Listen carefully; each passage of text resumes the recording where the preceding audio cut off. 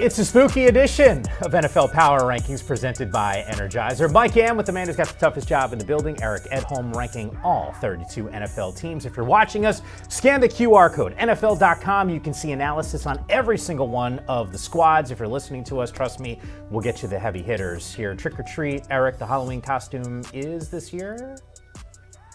We've got a sort of a circus theme going. I'm the strong man, and believe it or not, I didn't even campaign for that. It must just be my reputation. I'm not sure. I like it, and it is fitting for you. Side note for me, I'm just going to eat the candy. So I'm on set for smart TNF move coverage. Yes, on NFL Network. All right, let's get to it because I was excited. I saw the rankings come out. I got a little preview, and yes, there is a new number one, the Detroit Lions, moving into the top spot. The Kansas City Chiefs still unbeaten, falling one spot to number two. The Buffalo Bills sitting at 3, and yes, Josh Allen is human and did throw an interception. At number 4, it's the Ravens, who cannot close out Cleveland. Don't know what to make of it. We will discuss. Commanders got outplayed, but they figured out a way to have maybe the most memorable Hail Mary we have seen and will see in a while. They sit in that number 5 spot. Malik Willis to the rescue. Packers at 6. The Vikings, 2 straight losses, sit at 7. And the Houston Texans are occupying the 8th spot now, 6-2, 2 games ahead of the Colts in the win column. All right, Team of the Week. It's presented by Truist. Not a surprise here. You got the Lions. Maybe it is a surprise that they sit at number 1. Eric, sell me on why they deserve the top spot. Yeah, I mean, as I wrote in the power rankings, this is less a reflection of like the Chiefs as it is more that the Lions just seem to be a more dangerous team right now. Anytime you can go out and have a 200-yard day on offense and score 52 points, I guess that's pretty efficient. And, they really dominated in all 3 phases. They didn't run a lot of offensive plays, so it's not as if their average was so bad. And they still broke off big plays like Jahmyr Gibbs and Montgomery throwing a touchdown pass to Laporta. They got in the end zone plenty of times, but special teams gave them great field position. Defense gave them turnovers. And if you get wide open passes like this all day long, yes, you are worthy of the top spot. Again, nothing against the Chiefs, more just that the Lions have overcome so many things and won games in so many different fashions. Had to make the flip this week. Yeah, they look like a dominant football team, and I think that's the eye test. And I hate using that phrase because it's certainly subjective. But at the end of the day, the Lions have been playing some outstanding football. Another tough test for them as they match up on the road against the Packers. Hopefully Jordan Love will be ready to rock and roll. So that means the Chiefs fall to the number 2 spot. I think fans in Kansas City are ready to at you on social media. Explain why the last undefeated team, all they do is figure out ways to get wins, are sitting at number 2 for you. Yeah, this sort of reminds me a little bit of what the Philadelphia Eagles did last year. They got out to that 10-1 start, and they kept winning games. And at one point during, pretty deep into that streak, our opponents had more touchdowns than they did. Now, it's not quite to that level in Kansas City, and they always seem to be kind of one step ahead of their opponents. But on Sunday, it just sort of felt like they left the door open, right? Patrick Mahomes threw the interception there. Yes, it was a throwback game for Kelsey, and he's got a new running mate there in DeAndre Hopkins, and there is certainly a little bit more offensive promise. You see guys like Worthy start to break out a little bit here. And defensively, we know they're great. But they did allow Gardner Minshew to kind of come down the field a couple times and make it a close game. Had the Raiders capitalized on some of those red zone possessions, there'd be a better reason to move them down because the Chiefs might have lost that game. So, again, like you said, the formula still works. They're still beating teams, but how long can this last? Are they going to be able to step on some teams' necks, metaphorically speaking, the further we get into the season? Then again, last year, Chiefs had a similar formula and ended up pretty good. Yeah, Eric, coming off of the show last week, I was convinced in my mind that the Baltimore Ravens, I was going to go back and forth with you as deserving of the number 1 spot. Guess what? They lose against Cleveland, and that's a problem here. 4 drops for Lamar. As I'm watching this game unfold, I'm thinking to myself, man, these are golden opportunities. I don't know what to make. I think it's fair, completely fair, where you have them right now. Yeah, and drops on both sides of the ball, right? There was like you said, the 4 by the receivers there. Rashad Bateman had a big one that could have really flipped the field there at the end of the game. But also Kyle Hamilton's dropped interception. Yep. Jameis Winston comes back, strikes him, and puts him down. And this is now the 8th time since the start of the 2022 season that the Ravens have led going into the final 2 minutes of the game and came out with a loss. Obviously, a distressing trend that we see. I mean, look, Lamar Jackson's outstanding. He could do it with the best of them. Had had big plays in this game. Certainly was a big part of putting him in a position to win, but couldn't finish it off. The defense certainly carries a lot of the burden for that, but his receivers have to step up too. They've got to find ways to haul in the football when it's put on target. And this was just a little bit of a second loss this season against a seemingly lesser opponent, along with the Raiders in Baltimore. So look, I mean, these are the kind of losses that not only hurt your seeding, but also kind of hurt your reputation. We're talking about some of the heavyweights in the NFL. Yeah, look, this division, and we'll talk Steelers coming up in just a bit. We'll talk about Famous Jameis as well. And yes, Cincinnati will also be a topic of conversation, not in a good way, but it is wild to me from a Baltimore perspective. I felt like they were the best team in this division. And right now, looking up at Pittsburgh in the standings, the Commanders moving up 2 spots. Here we go. The Hail Mary, all the hoopla and the fanfare that we have seen. It was entertaining. They were fortunate to get this win. I wasn't sure how you were going to treat them, but I guess a W is a W, and they move up 2 spots in your power rankings. Yeah, you had said earlier you thought they maybe outplayed the Bears. I would disagree. I thought the Commanders were the I'm with you. I didn't think that they deserved to be that. there. I thought the Commanders were the better team for the first 50 minutes. Did they start sort of giving up some ground there at the end a little bit? First of all, the Swift touchdown, a little bit of a breakdown there, and let the Bears get back into it. 2 cracks at the end zone there, one that failed and one that worked. And yeah, there was a little bit of worry there. But obviously when you have, an injured quarterback who can make magic like this, and Chicago, don't let him go back to the other side. They did. And of course, he burned him. I mean, Jalen Daniels made a terrific throw. The Bears were disorganized defensively. The Commanders were in their right spots. They made that play. Also, smart execution on the 2 plays prior. The Bears gave him a ton of space. They took advantage. I don't think Daniels is able to make that throw if the Bears don't allow them sort of 24 free yards. At least 13 of them were pretty easy. So great execution. You're down to 25 seconds in your last gasp. Doesn't look good. But with this kid, I tell you what, his equanimity, his cool, his calm, they're all very impressive. And that Washington defense, too, held Caleb Williams and the Bears in check for most of this game, and I thought did an outstanding job. That's 4 of the last 5 games, Mike, where you have to say they've played well on that side of the ball, even if it remains somewhat of a question. Yeah, by the way, you talk about that last sequence. I thought Tony Romo, and I'm usually not big on talking about broadcasters, I thought he did a tremendous job on the broadcast to break that down from a quarterback's perspective. And Jaden Daniels, he's banged up with a rib injury. I was also concerned about him being able to make a throw like that. He delivered in the game's crucial moments. And the only other thing that I will say about this game, I'm thrilled that it played out this way because I feel like this is a start of 1 versus 2 quarterbacks that are always going to be linked, and we'll always go back to this game, and hopefully these 2 spots are going to be butting heads for a long, long time with those 2 quarterbacks.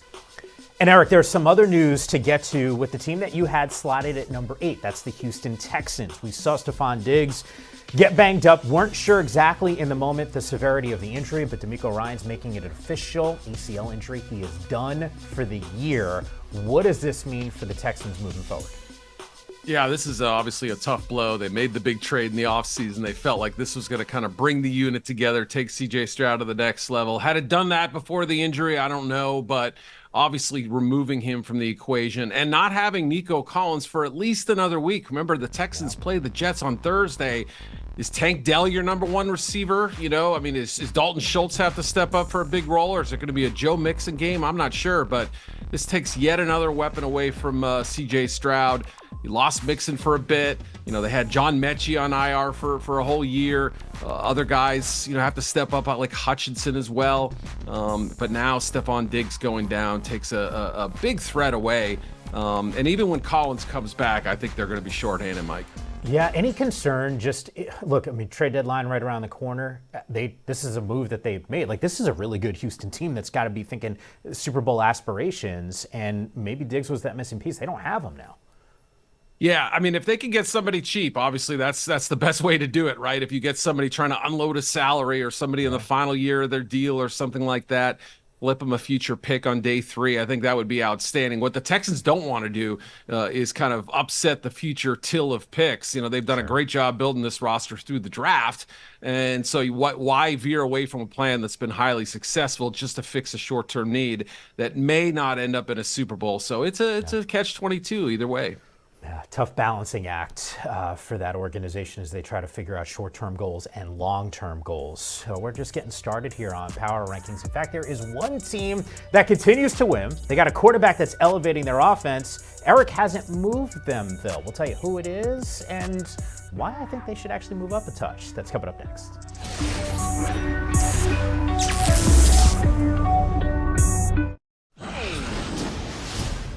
Back here on Power Rankings, Mike Ham and Eric Edholm with you, and no change at the number 9 spot. The Pittsburgh Steelers occupying that at 10, Philadelphia Eagles. So once again, back-to-back weeks, that's what we're looking at with those two teams. At number 11, Bo Nix, 8 passing touchdowns, 4 rushing touchdowns, leads the team in rushing touchdowns so far this season. They sit at number 11. At 12, it's the Falcons, who we'll get to in just a minute. The Bears, we touched on them at 13 and that tough loss on the Hail Mary. At 14, the 49ers beat Dallas. They move up 2 spots, starting to get maybe a little healthy. Good to see Debo out there.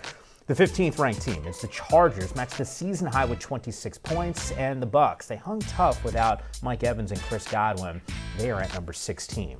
All right, the Steelers, to me, I'm almost surprised. I wasn't sure. We finished up our postgame show on NFL Network on Monday night, and I'm walking off the set with Steve Weich, and I'm like, I actually said to him, I'm wondering where Eric's going to put the Steelers. They're winning football games. The defense is playing well. They're occupying the top spot in the toughest division, and yet no change. Why not move them up a little bit?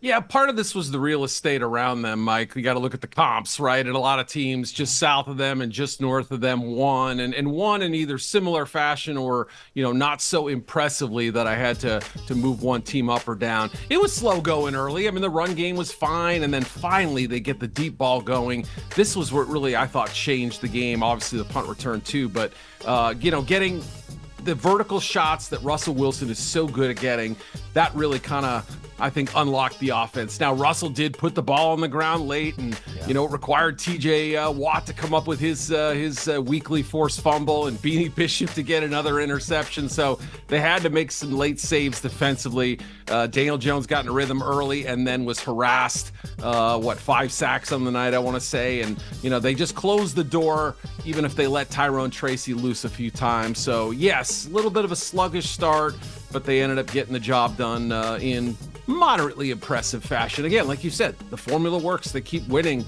You got to give Mike Tomlin some Coach of the Year cred for his decision on Wilson and for keeping it going with 2 different quarterbacks and having the results be very similar. Yeah, I'm actually glad you brought up that point. A really important distinction there. I think a lot of people were questioning the change to go to Russell Wilson, considering the success in terms of wins and losses that the Steelers have. But it looks like it's elevated them. They needed this win. They head into the bye. Next 4 games for them are monster matchups, especially inside that division. Meanwhile, it is time for Future Champions, presented by FanDuel. Let's take a look at the odds right now in the NFC South. Don't look now, but the Atlanta Falcons are moving on up. The Tampa Bay Bucs sitting behind them, and a slew of injuries that they're going to have to navigate. The Saints are all of a sudden a downward spiral, and the Carolina Panthers, well, they're the Carolina Panthers. Yeah, the Falcons move up 3 spots. I still have some concerns right now with this football team. I almost feel like you felt like you needed to move them up because of the win. Is that an accurate assessment? Yeah, well, obviously wanted to recognize the win, but also it's kind of a reflection of the division now. That they've swept the Bucs, now that the Bucs basically have to finish a game ahead of them if they want to win the NFC South. That's a big factor right there, is that, look, there's a really good chance the Falcons are getting a home playoff game this year. And, Kirk Cousins, I'm sure he would love to face the Bucs again. I think he's averaging roughly 100 yards a quarter passing against them. So pretty good numbers. A lot of them built up in the 500-yard game earlier this season, but also a strong first half this year. Didn't need to do as much in the second half. Actually thought they took the foot off the pedal a little bit, and that safety kind of got the Bucs back in the game somewhat. But Kirk Cousins finding ways. I think that was a career high scramble right there. Pretty good effort from him. And, you get Kyle Pitts involved, and he had a few big plays, 2 touchdowns, almost lost one of them. So you're right. They kind of give you reasons to not like them. They let the Bucs back in the game. Pitts almost fumbles this one here. Antoine Winfield nearly made a terrific play. It held up on review, but there are just these little things that prevent me from getting them in the top 10. But clearly they're winning enough to get in that top dozen. Here's the other thing I'll throw out there, 4-0 right now inside the division. So at the end of the day, if there is a formula to get to the postseason, handle business inside your division, that's why they sit atop right now the NFC South. The San Francisco 49ers trying to keep this thing, the patchwork, and keep it alive. They figured out a way. Dallas made it interesting late in this ball game. I sort of felt like, hey, Niners got this one heading into the fourth quarter, and they were going to take care of business. I don't know. Like, they're still dangerous to me, but it feels like the perception of invincibility is no longer there with this Niner squad. Absolutely. I agree. That's a terrific way to describe them right now. I think people feel like they can beat this team, whether it's in San Francisco. Obviously, the Rams came back with a big fourth quarter to beat them, or whether it's in the opponent's building or whatever. So, yeah, this is a San Francisco team that's having to kind of reinvent itself on the fly here. Look, the bye week happens at a nice time here. They can finally get even healthier. Maybe Dre Greenlaw's back. Maybe Christian McCaffrey comes back at some point, too. The ingredients are there. I know the Ayuk loss was tough, but Brock Purdy using his legs a little bit more, getting those first downs. And Dallas came out and played hard. I mean, they were gaining a lot of yards after scrimmage and making some big plays defensively. And, the 49ers were able to kind of hold up to it and stand tough. And this guy right here, Ricky Pearsall, could be a big factor down the stretch. They need that third weapon, if you will. I don't know if you can count on George Kittle to produce like this every single week. So it helps when your defense takes the ball away as well. And just enough, just enough defensively, just enough offensively. And they get healthier. They're kind of back in that just outside the circle of trust group, I would say. Yeah, what's interesting, and I think you alluded to it, this was a big boy football game. Both of these teams probably felt like they absolutely needed it. It was physical from the get-go. Both teams wanted it. Niners victorious. We'll talk about the Cowboys coming up in just a bit here, but the reality is the Niners, to me, at least on paper, I'll say this,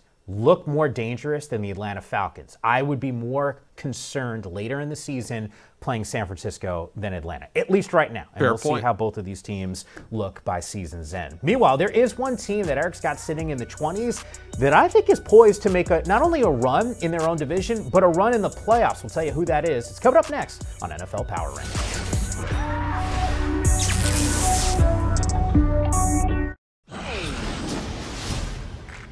Power rankings continue to roll on with teams ranked 17 through 24. The Seahawks have lost 4 out of their last 5 games. The Cardinals at 18, they get that walk-off win. We got news around the Colts coming up in just a moment. At number 20, it's the Rams who are on the rise. Cowboys, oh boy, under 500 through 7 games for the first time since 2020. They are the 21st ranked team. Cincinnati at 22, we'll talk about them in just a moment. The Dolphins, they got Tua back, doesn't equal a win. And the Jets at 24 just continue to find ways to lose some games. I mentioned some news.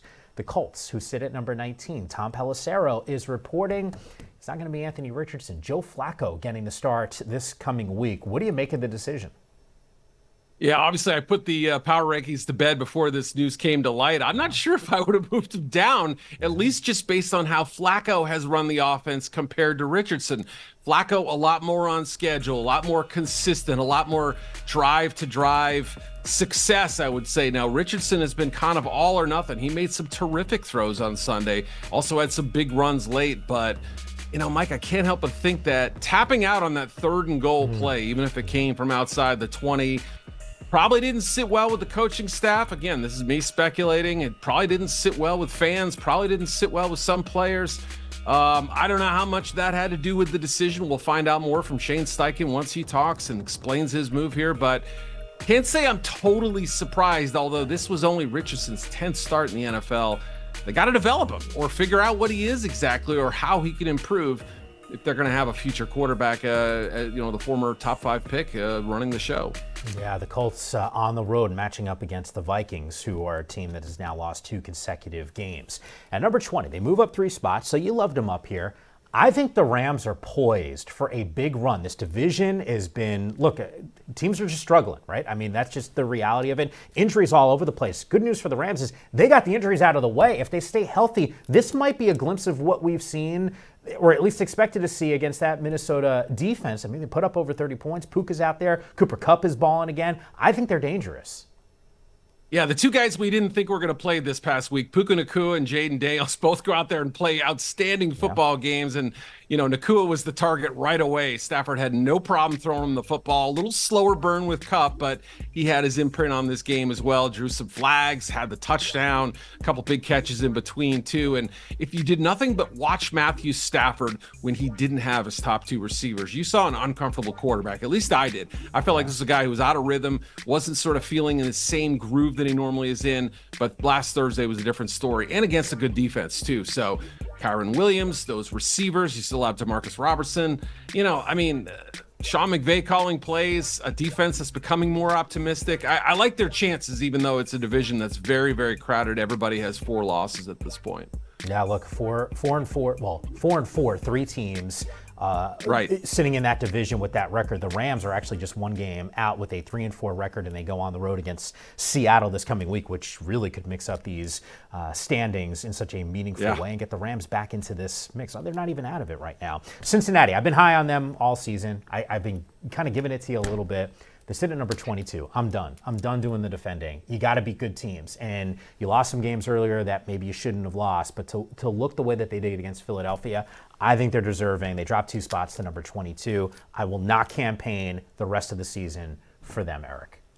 This is a campaign promise I can get behind. I like this one, right? And nothing against the Bengals, right? But when you get to a certain point, we can only give you so much rope, only so much slack, and assume that the next big win is around the corner. Look, they started well in this game, had a great opening drive, had the lead after the first quarter. Eagles a little bit more of a slow starting team, and without T. Higgins out there, it just made such a difference. And this should be a message to the Bengals for next year, too. I mean, if they're, if they have any designs on being back in the Super Bowl hunt, you've got to have those premier playmakers out there. I don't know if a Jamar Chase and Joe Burrow combo without any other sidekick, if you will, is going to get it done. They lack a run game. The offensive line's an issue, and that defense really hasn't had a big game in a while. So all the reasons you said and what I added on, I think we can move on from them. The unfortunate thing about this is Joe Burrow heading into this past game against Philadelphia was playing at an MVP type level. Wasn't getting maybe as much love because team's not winning some football games, and that's why I'm disappointed with this squad. Let's go to the rankings of the board on teams 25 through 32. The Saints now 6 straight losses. What's going on here? The G-men cannot get out of their own way. They're at number 26. The Browns, and we'll talk about them in just a moment, scored 20 points in a game for the first time this season. The Jags at 28. The Raiders, turnovers, and more turnovers at 29. The Patriots, signs of life, snapped a 6-game slide. Drake made some health concerns as they are number 30. At 31, it's the Titans, and at 32, it is the Panthers. Famous Jameis, they move up 3 spots. Time for power moves. Sell me on the Cleveland Browns and why things are going to be A-okay. Yeah, they've made some changes, haven't they, right? Kevin Stefanski gives up play calling duty. They trade Amari Cooper. And when Deshaun Watson gets hurt, Jameis gets his chance, and he doesn't blow it. I mean, he had a great game. Now, granted, did he need a little luck, having a dropped interception there at the end and almost cost the Browns? Sure. But, I love the way he attacked downfield and showed no fear. This Browns offense for so long had looked like it was stuck in the mud. You get Nick Chubb back as well, and things have kind of gotten a little more exciting now. So, look, are they going to win this division? Probably not. But if there's anybody who can pull off the miracle and be this year's Joe Flacco, it's probably Jameis Winston. And he had a great game Sunday. Let's see if he can keep it up. Yeah, to move up these 3 spots and be one of the power movers presented by Energizer says a lot when there's no Deshaun Watson and it's a guy like Jameis Winston leading the charge against that Ravens squad. This game this week might get a little dirty for the Cleveland Browns because that Coach Harbaugh wants to junk it up a little bit as they match up against the Chargers. Hope everyone enjoyed this edition of NFL Power Rankings. Eric, I know we got trick-or-treating around the corner. You're the strong man, not only in real life but also on this show and on Halloween. Everyone be safe and grab that candy.